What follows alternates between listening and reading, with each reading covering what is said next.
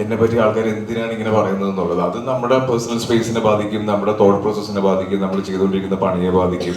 Social media എനിക്ക് ഒരുപാട് തെറ്റിദ്ധരിപ്പിക്കപ്പെടുന്നുണ്ട് social മീഡിയയിലൂടെ.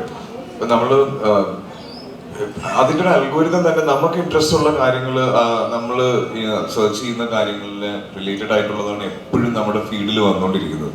അപ്പൊ നമ്മൾ ആവശ്യമില്ലാതെ കുറേ ടെൻഷനും കുറേ കാര്യങ്ങളും ഒക്കെ, ഒരുപാട് കാര്യങ്ങളെ പറ്റി ആവശ്യമില്ലാതെ ബോധമാവുന്നുണ്ട് സോഷ്യൽ മീഡിയ കാരണം. പിന്നെ രണ്ട് സൈഡും ഉണ്ട്. ലോകത്ത് നടക്കുന്നത് എന്താണെന്ന് നമുക്ക് പെട്ടെന്ന് അറിയാൻ പറ്റും.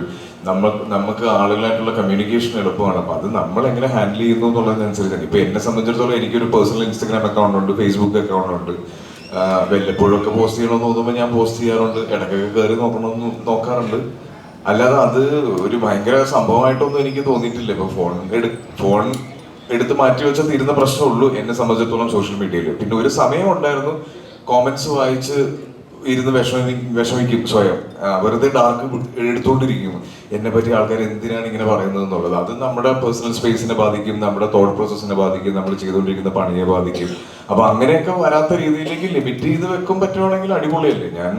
ഇപ്പം എന്നെ സംബന്ധിച്ചിടത്തോളം ഞാൻ ഫാഷൻ ഇഷ്ടപ്പെടുന്ന ഒരാളാണ്, കാറുകൾ ഇഷ്ടപ്പെടുന്ന ഒരാളാണ്. അപ്പൊ ഇതിന്റെയൊക്കെ അപ്ഡേറ്റ്സും ഇതിന്റെയൊക്കെ ന്യൂസും ഒക്കെ കാണാൻ എനിക്ക് സോഷ്യൽ മീഡിയ ഉപയോഗിക്കാറുണ്ട് ഞാൻ. പിന്നെ ഫിലിം ഇൻഡസ്ട്രിയിൽ നടക്കുന്ന കാര്യങ്ങൾ അറിയാറുണ്ട്. അപ്ഡേറ്റഡ് ആയിരിക്കണമല്ലോ. ഇപ്പൊ നമ്മൾ വന്ന് നിൽക്കുമ്പോൾ നിങ്ങളുടെ അടുത്ത് വരുന്ന ചോദ്യങ്ങൾ, ഒരാൾ പറഞ്ഞതിനെ പറ്റിയിട്ടൊക്കെ ഒരു മറുപടി പറയണമെന്നുണ്ടെങ്കിൽ സോഷ്യൽ മീഡിയ വേണം. പക്ഷെ അത് നമ്മൾ ഏത് ലിമിറ്റിൽ ഹാൻഡിൽ ചെയ്യുന്നു എന്നുള്ളതാണ് മാറ്റേഴ്സ്.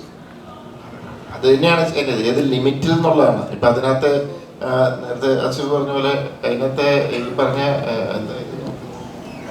കമന്റ്സ് നോക്കാൻ പോയി കഴിഞ്ഞ് കഴിഞ്ഞാല് പ്രശ്നമാണ്. കാരണം അതിനകത്ത് ജെന്യൂനിറ്റി കുറവാണ്. അതാണ് അതിനകത്തെ പ്രശ്നം. ഒരുപക്ഷെ പലരും ഇത് ചെയ്യുന്നത് അതുകൊണ്ടായിരിക്കും. ഇപ്പം ഞാനൊരു എക്സാമ്പിൾ പറയാം. ഞാൻ കുറച്ച് നാളായിട്ട് ഞാനങ്ങനെ നോക്കുന്ന ഒരാളല്ല, പക്ഷെ വളരെ ക്യൂരിയസ് ആയിട്ട് ഞാൻ ഇങ്ങനെ ഒന്ന് രണ്ട് സംഭവങ്ങൾ നോക്കുന്നുണ്ട്. കാരണം എന്ന് വെച്ചാൽ അതെന്നെ ഫസ്റ്റ് അട്രാക്ട് ചെയ്യുന്ന നല്ല രീതിയിൽ ഇരുന്ന് ഒരു കുറ്റം പറയുകയാണ്.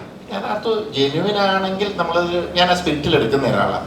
ഞാൻ ആ വ്യക്തിയുടെ ഇതിലേക്ക് പോയി കഴിഞ്ഞപ്പോൾ യൂട്യൂബ് കഴിഞ്ഞപ്പോൾ ഒന്നുമില്ല കണ്ടെത്തി, ചുമ്മാ ഒരു പേരും ഇതും മാത്രമല്ല. അപ്പോഴെനിക്ക് മനസ്സിലായത് ഫേക്ക് പരിപാടിയാണ്. ഈ പുള്ളി എൻ്റെ പുറകെ ഉണ്ട് എല്ലാ പടത്തിൻ്റെയും.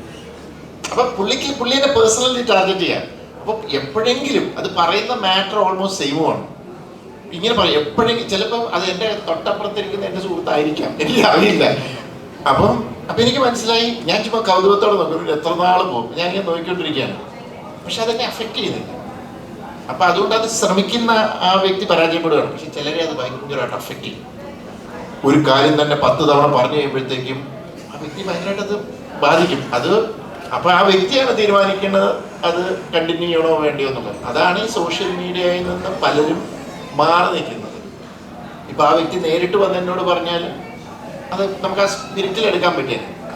അതാണ് ശരിക്കും സോഷ്യൽ മീഡിയ പലരും ഭയക്കുന്നതിന്റെ കാര്യം, അല്ലെങ്കിൽ വറീഡാകുന്നതിന്റെ കാര്യം. അതാണ്